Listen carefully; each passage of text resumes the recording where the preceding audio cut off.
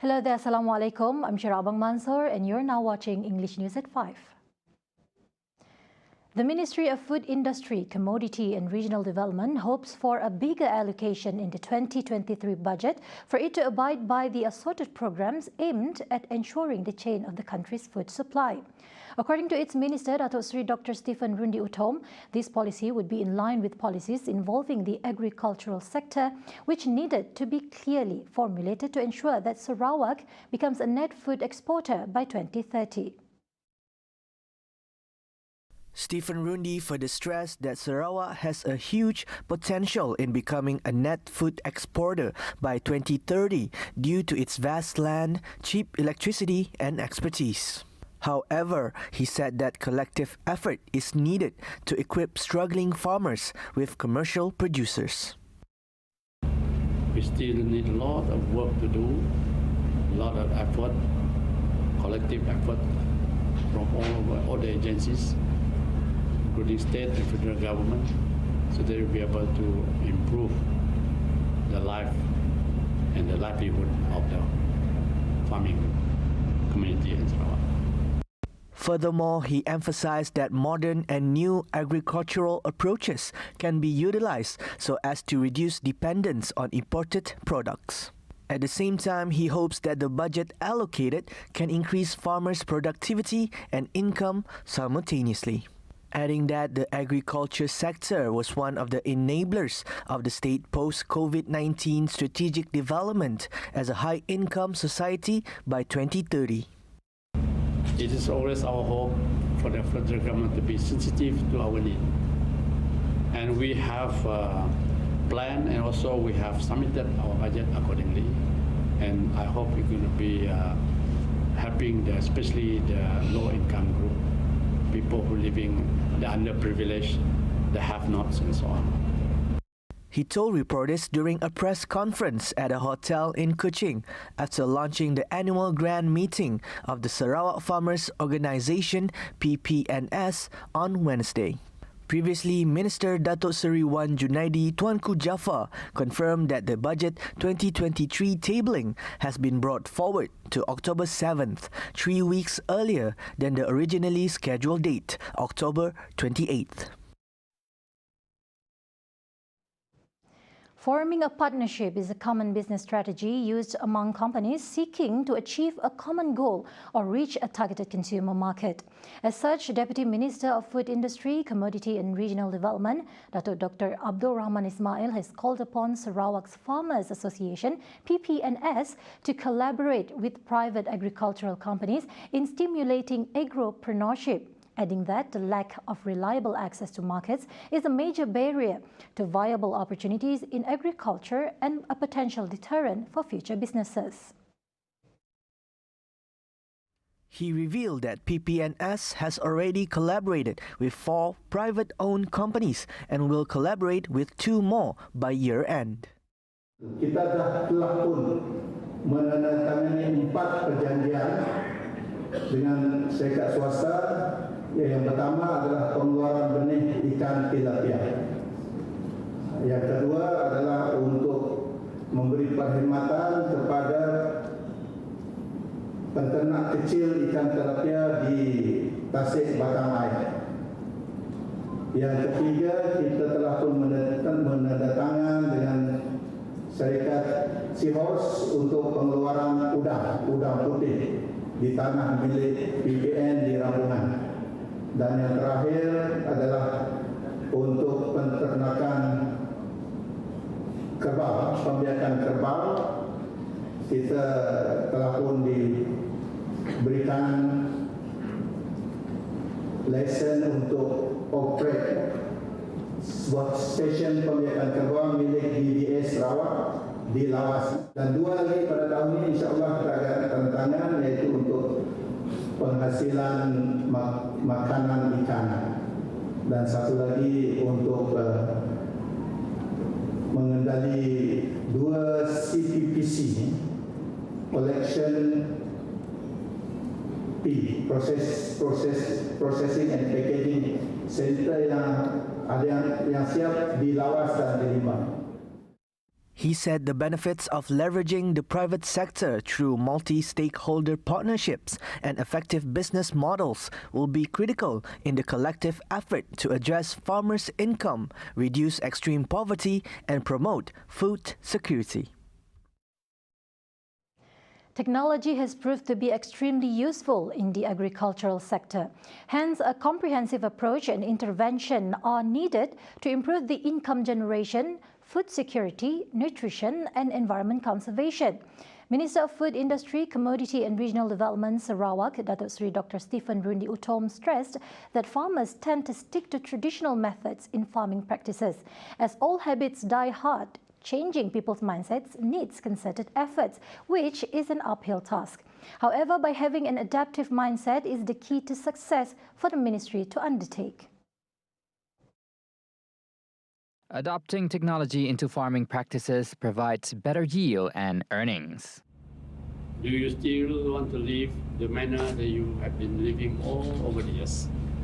Or you want to improve yourself economically to have a better living standard and so on, to have children to have a better education, and then to improve a better place, housing and so on. That is very important. So therefore, changing mindset is the real challenge, not only in agriculture. Meanwhile, he said in order to ensure a resilient food production, it is important for farmers to equip themselves with knowledge such as on investment and government assistance. Number two, you can get some assistance in terms of knowledge, in terms of method, how to do it, modernization. So that one from the expert, from department, from government, from ministry, and from other researchers or scientists and so on. Then only we can be sure of how to improve our livelihood. At the same time, he calls upon all farmers statewide to take full advantage of the use of technology, adding that the benefit includes in helping farmers forecast climate more accurately, reduce water usage, increase yields, and boost their net profits. 9 individuals, including a 5-month-old toddler, were rushed to the hospital after they were involved in a 2-vehicle collision along Jalan Selangau earlier today. Sarawak Fire and Rescue Department Bomba spokesperson said a team of firefighters from the Selangau Fire Station were deployed to the scene after receiving a distress call at around 10:20 a.m. A compact car with 4 occupants, including a toddler, collided head-on with a 4-wheel drive vehicle that had 5 occupants on board. The impact of the collision left one of the victims in the compact car pinned to his seat and was immediately rescued by the firefighters, while the others suffered severe injuries. Occupants of the 4-wheel drive vehicle sustained minor injuries. All victims were sent to a nearby hospital for further treatment. The operation ended at 11:10 a.m.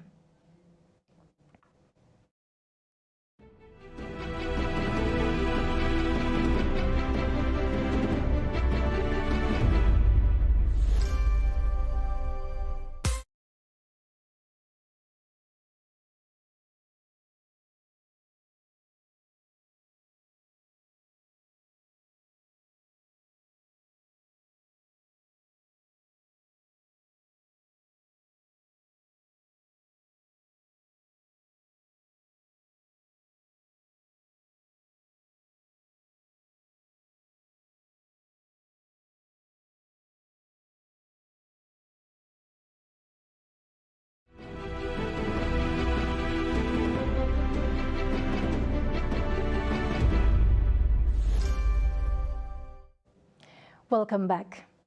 In the bid to help the United Arab Emirates UAE in becoming a food hub in the Middle East, Malaysia is offering the UAE to make a reverse investment to support the food security policy of both countries. To that end, Prime Minister Datuk Seri Ismail Sabri Yaakob said Malaysia has vast and suitable land for foreign investors to invest in agriculture. Dan saya menawarkan kepada Yang Mulia Presiden supaya mereka membuat reverse investment ataupun pelaburan timbal balas, yang mana sebagai sebuah negara yang mempunyai tanah yang luas dan sesuai untuk pertanian, kita meminta supaya mereka membuat pelaburan pertanian di Malaysia, kerana saya difahamkan UAE mempunyai perancangan untuk menjadikan UAE sebagai hub kepada ekspor pertanian ke negara-negara Afrika dan sebagainya. He said so at a press conference in conjunction with his working visit to the UAE. Meanwhile, in a meeting with UAE President Sheikh Mohammed bin Zayed Al Nahyan at the presidential residence on Monday, Ismail Sabri said Sheikh Mohammed welcomed the proposal and the two leaders agreed to establish a joint working committee to look into the proposal in more detail. Previously, Qatar and Saudi Arabia have also expressed interest in participating in reverse investment in the field of agriculture in Malaysia, which would help the country to increase the production of agricultural products. Ismail Sabri said Baladna, a Qatari dairy producer, has made a commitment to invest 4.5 billion ringgit in the largest dairy farm in the Southeast Asian region, with two sites identified, Chuping Perlis and Muazzam Pahang. Adding further, he said Malaysia and Saudi Arabia had previously signed an agreement to explore new collaboration in agriculture.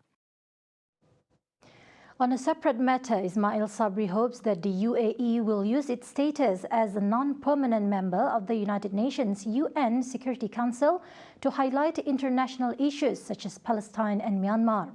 He added that UAE can play an active role in the issues of Palestine and Myanmar, especially those related to Rohingya refugees during its UNSC membership period from 2022 to 2023. Saya beritahu yang kalau isu Palestin ini tidak diambil dengan serius, sampai bila-bila pun isu Palestin tidak akan selesai.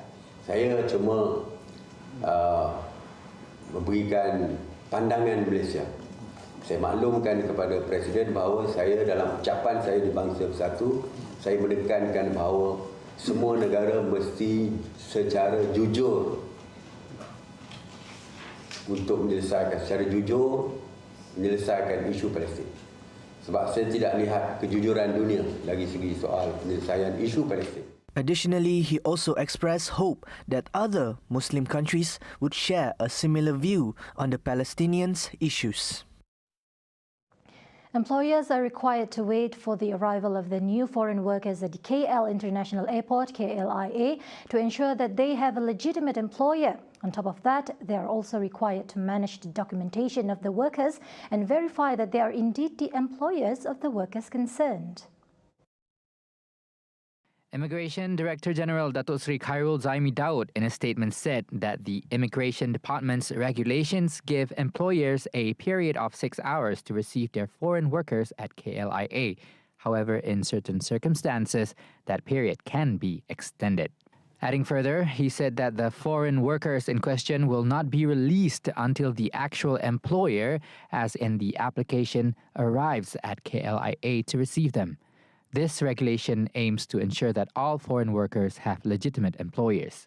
The statement further read that failure to comply with this rule will result in the foreign workers being given a not to land or NTL notice and will be sent home on the next flight to their country of origin. The statement was made in response to allegations related to the management of entry of foreign workers at KLIA on social media.